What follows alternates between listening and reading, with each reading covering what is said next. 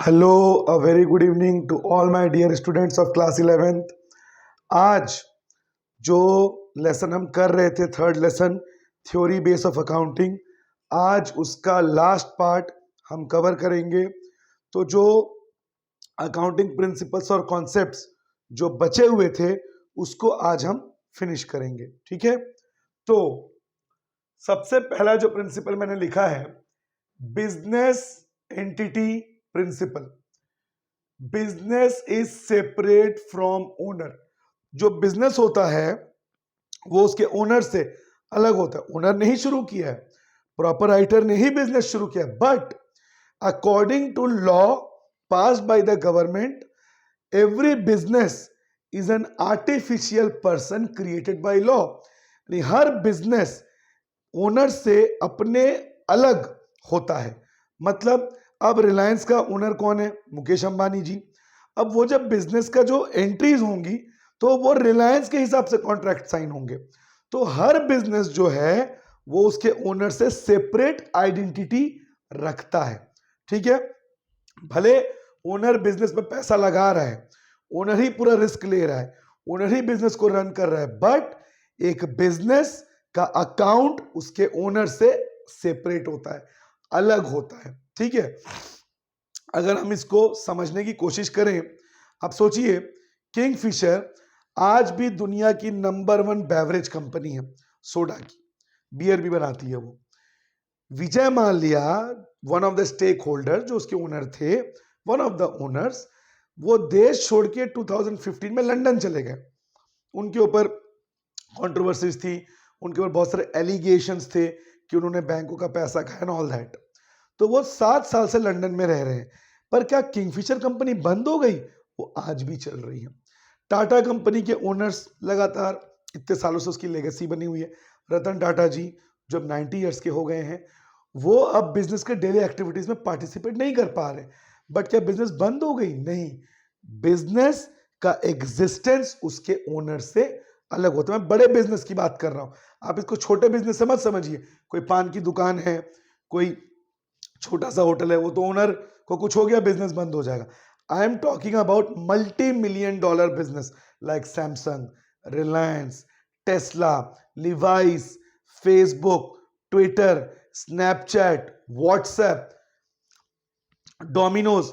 ये जो बड़ी बड़ी $1 million कंपनीज है, $1 billion कंपनीज है, इनके ओनर्स और इनका बिजनेस एक दूसरे से अलग एग्जिस्टेंस रखते हैं। ठीक है, बिजनेस में पैसा ओनर लगाता है, लेकिन वो उसको एज्यूम करते हैं क्रेडिटर कि ओनर ने बिजनेस में पैसा लगाया तो उसका इंटरेस्ट उसको मिलेगा, जिसे हम कहते हैं इंटरेस्ट ऑन कैपिटल। कि अगर ओनर ने बिजनेस में पैसा लगाया है तो बदले में उसको इंटरेस्ट मिलेगा।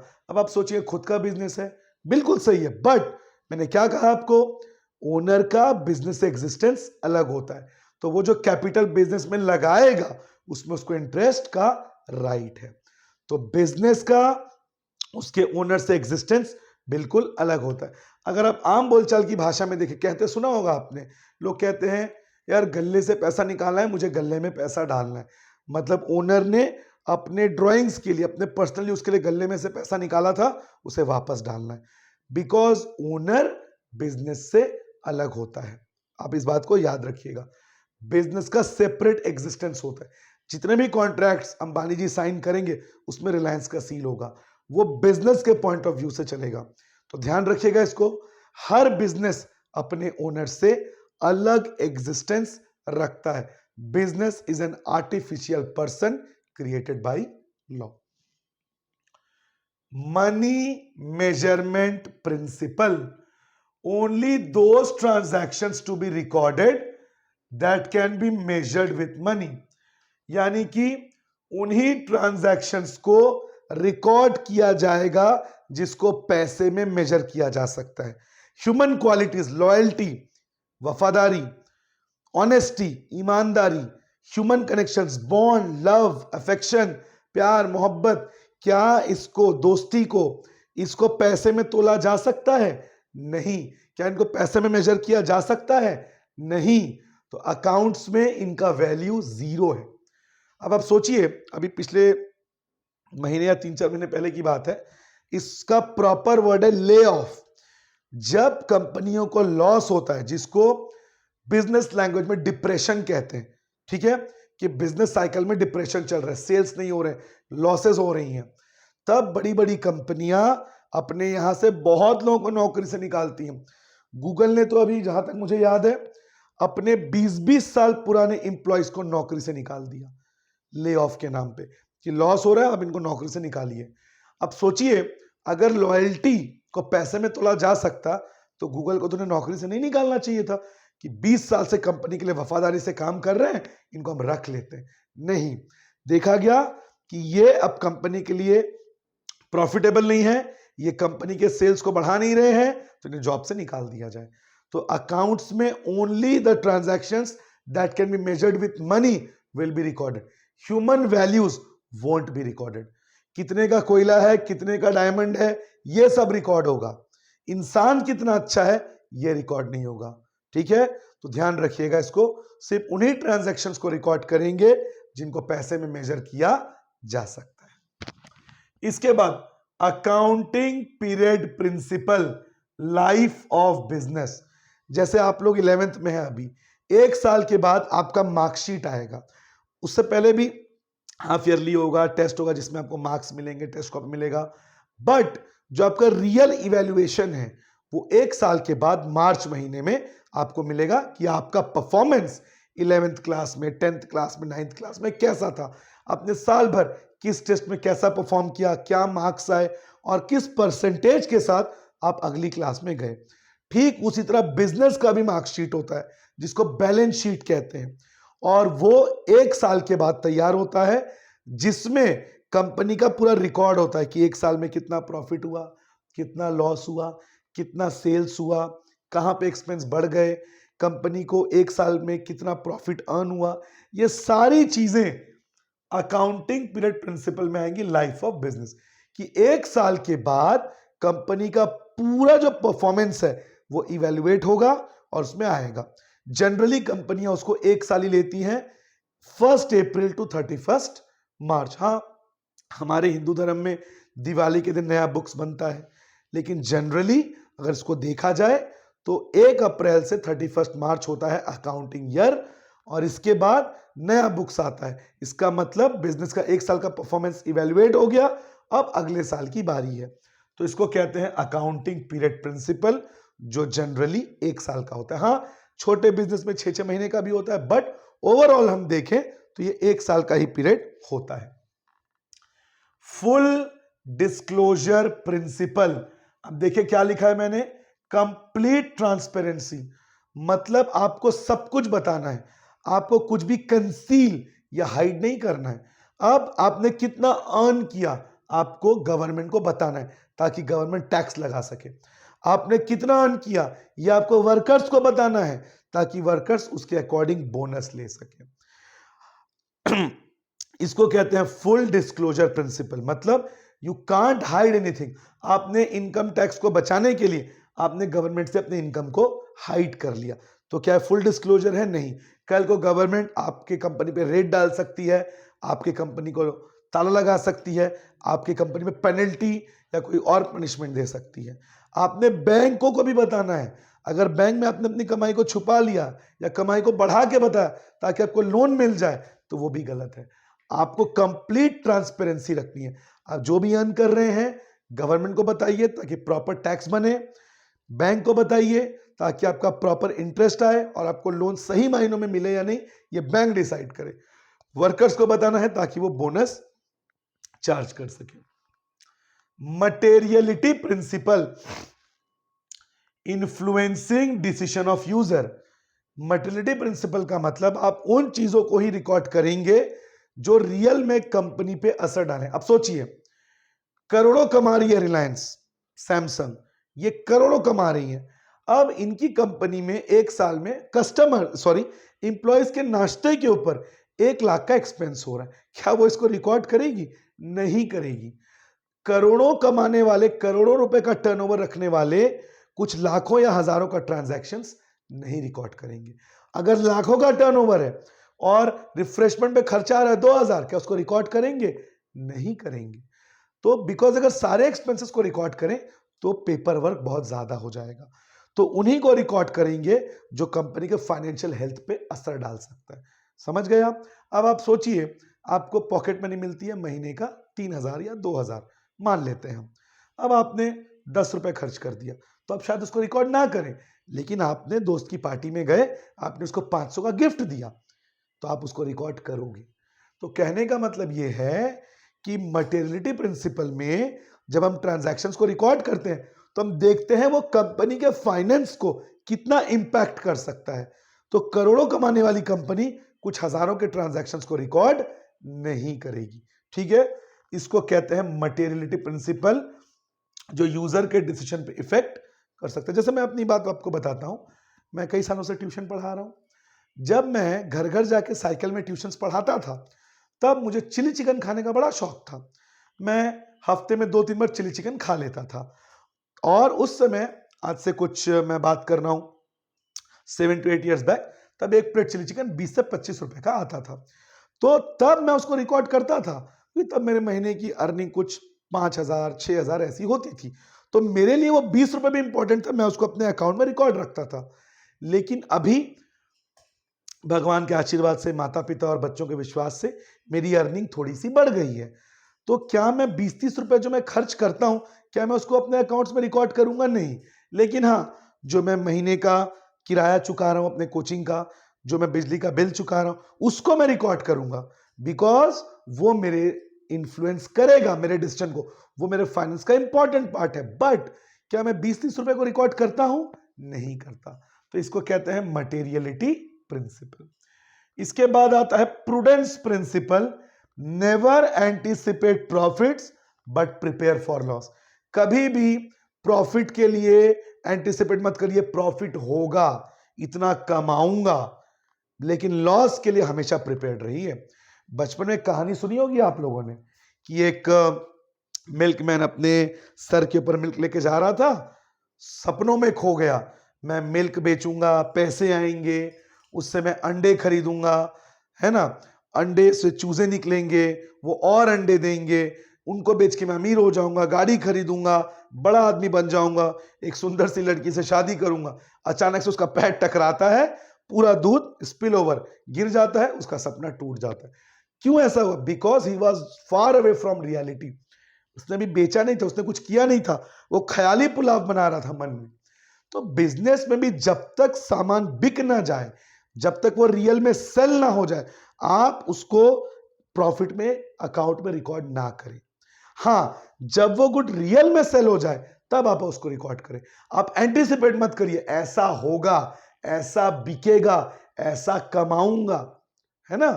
तो रियल में वो हो जाए। जैसे भी मूवी आई है गदर 2, गर्दा उड़ा रही है मूवी, इतनी कमा रही है। क्या इसको एंटीसिपेट किया था ओनर्स ने, जो मूवी प्रोड्यूसर्स थे? नहीं। अब इतना कमा लिया मूवी ने। तो उसी तरह आप प्रॉफिट्स को तब रिकॉर्ड करिए जब वो रियल में हो जाए, बट लॉस के लिए प्रिपेयर्ड रहें, चाहे हो या ना हो। लोग इंश्योरेंस क्यों करवाते हैं? फायर इंश्योरेंस, ये सोच के आग लग जाएगी मेरा इंश्योरेंस बच जाएगा। आग लग गई तो क्या होगा? हम इंश्योरेंस इसे तो करवाते हैं कि अगर लॉस हुआ तो हम क्या करें। तो लॉस के लिए हमेशा प्रिपेयर्ड रहना है। इसीलिए जो शॉप्स हैं, जो बिजनेस, वो अपना क्या करवाते हैं? इंश्योरेंस। अगर आग लग गई, अगर लॉस हो गया, तो हमारा नुकसान नहीं होना चाहिए। तो लॉस के लिए हमें प्रिपेयर्ड रहना है, लेकिन प्रॉफिट को हम तब तक रिकॉर्ड नहीं करेंगे जब तक वो रियल में हो ना जाए। उसको कहते हैं प्रूडेंस प्रिंसिपल। अब cost concept, events recorded at price paid. आप देख सकते हैं, दिख रहा है? देखिए तो एक बार, दिख रहा है? कॉस्ट कॉन्सेप्ट का मतलब events recorded at price paid. मैंने कोई जमीन खरीदी थी 5 साल पहले 10 लाख रुपए में, आज जमीन की कीमत 10 लाख होगी, आज उसकी कीमत तो करोड़ों में हो जाएगी, क्योंकि जमीन एक ऐसा एसेट है जो लगातार टाइम के साथ बढ़ता है। लेकिन मेरे अकाउंट में आज भी वो जमीन का प्राइस कितने में शो होगा? 10 लाख। यानी आपने जिस प्राइस में खरीदा था उसी प्राइस में अकाउंट्स में शो होगा। मार्केट वैल्यू को अकाउंट्स में शो नहीं करते। इस कॉन्सेप्ट को हिस्टोरिकल कॉस्ट कॉन्सेप्ट भी कहते हैं। The price that you have paid for a particular asset will be recorded at that price only. Market fluctuations will not impact it. Market value उसका करोड़ों में चला जाए, लेकिन आपके बुक में आज भी वो जमीन का कीमत कितने में शो होगा? 10 लाख, बिकॉज आपने कितने में परचेज किया था? 10 लाख. इसको कहते हैं कॉस्ट कॉन्सेप्ट या हिस्टोरिकल कॉस्ट. यानी मार्केट में जो चीजें को कीमत ऊपर नीचे हो रहा है उसको हम देखेंगे नहीं अकाउंट्स में, हम स्टेबल प्राइस में रिकॉर्ड करेंगे कितने में हमने उसको लिया था. इसके बाद देखिए matching concept. Expenses to be matched with revenue. कमा रहे हैं 10 रुपए, कमा रहे हैं 20 रुपए, कमा रहे 10,000, कमा रहे 50,000. अब आपने एक्सपेंस को रिकॉर्ड नहीं किया, मैच नहीं किया, आपको पता चलेगा आपका प्रॉफिट कितना है. एक बिजनेस ने 10 लाख रुपए कमा लिया, सोचे 10 लाख का अर्निंग हो गया. नहीं, बिजनेस का एक्सपेंस था 6 लाख रुपए. तो 10 लाख रेवेन्यू कमाया 10 लाख और एक्सपेंस खर्चा हुआ 6 लाख, तो रियल में कमाया कितना? 4 लाख. यह पता कैसे चला? जब एक्सपेंसेस को रेवेन्यू से मैच किया गया. इसको कहते हैं मैचिंग प्रिंसिपल. अगर आप अपने कमाई को, रेवेन्यू को एक्सपेंस से मैच ना करें, आपको बिजनेस का रियल प्रॉफिट कभी भी पता नहीं चलेगा. तो जैसे कैश इनफ्लो हो रहा है, तो आउटफ्लो क्या हुआ? अगर बिजनेस ने 10 लाख रुपए कमाए, कुछ बेचा होगा, क्या बेचा? ठीक है, परचेज हुआ, कितना रुपया बाहर गया, कितना सामान अंदर आया. इसको कहते हैं मैचिंग प्रिंसिपल, कि आपके रेवेन्यू, आपके अर्निंग को एक्सपेंस से मैच करना पड़ेगा, तब आपको आपका रियल प्रॉफिट पता चलेगा. Duality principle. Every debit has a credit. हर डेबिट का एक क्रेडिट होता है. इसको कहते हैं डुअलिटी प्रिंसिपल, और ये अकाउंट्स में बहुत फॉलो होता है. जब तक आप कॉमर्स लेके पढ़ेंगे आपके साथ ये रहेगा. Debit what comes in, credit what goes out. जो अंदर आए वो डेबिट, जो बाहर जाए वो क्रेडिट. जैसे मैंने अपने बिजनेस के लिए 10 एसीज खरीदे, तो मेरे बिजनेस प्रेमाइसेस के अंदर क्या है? 10 एसी. तो एसी क्या हो जाएगा? डेबिट. और जब मैंने एसी लिया, मेरे बैंक अकाउंट से पैसा बाहर गया, जो बाहर जाए वो क्रेडिट. तो बैंक हो जाएगा क्रेडिट और एसी हो जाएगा डेबिट. तो ध्यान रखिएगा, हर डेबिट का एक क्रेडिट होता है. जैसे all expenses are debited and all expenses are debited, और जो भी बाहर जाए वो क्रेडिट. अब मैंने सैलरी दिया, तो सैलरी हो जाएगा डेबिट, बिकॉज एक्सपेंस है. और जेब से मेरे क्या गया? अगर मैं किसी को सैलरी दे रहा हूं, मेरे जेब से, मेरे बिजनेस से पैसा बाहर जा रहा है, तो कैश क्या हो जाएगा? क्रेडिट. तो अकाउंट्स में हर डेबिट का एक क्रेडिट होता है. इसको मैंने एक फनी वे में भी आपको समझाया था, जो मैंने पहली वीडियो ली थी. जब शादी होती है, तो जब शादी होती है, मायका और ससुराल, लड़की अपने मायके से ससुराल आती है, तो ससुराल के अंदर लड़की आई, तो ससुराल क्या हो जाएगा? Debit. Debit what comes in, यानी, और क्रेडिट क्या हो जाएगा? मायका, जो लड़की का घर है, बिकॉज लड़की अपने मायके से बाहर चली गई. तो मायका हो गया क्रेडिट और ससुराल हो गया डेबिट. एक और एग्जांपल से लेते हैं. Debit the receiver, credit the giver.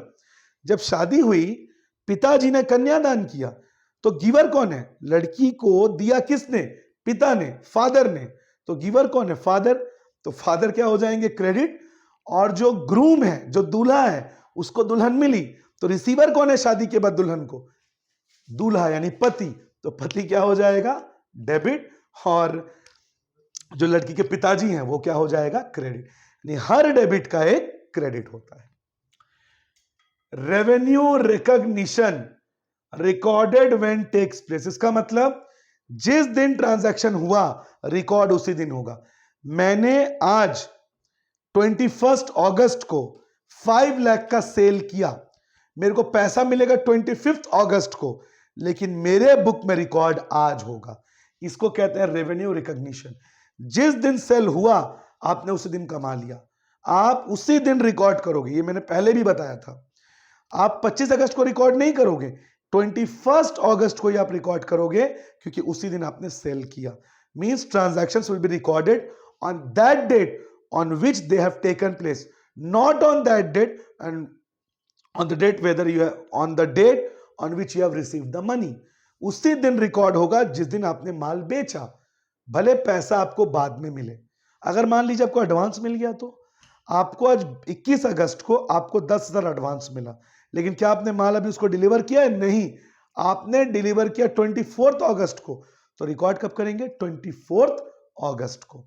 तो कहने का मतलब है the transactions will be recorded when they have actually taken place. जिस डेट में सेल हुआ, जिस डेट में परचेज हुआ, उसी दिन रिकॉर्ड होगा, भले पैसा पहले मिले या बाद में।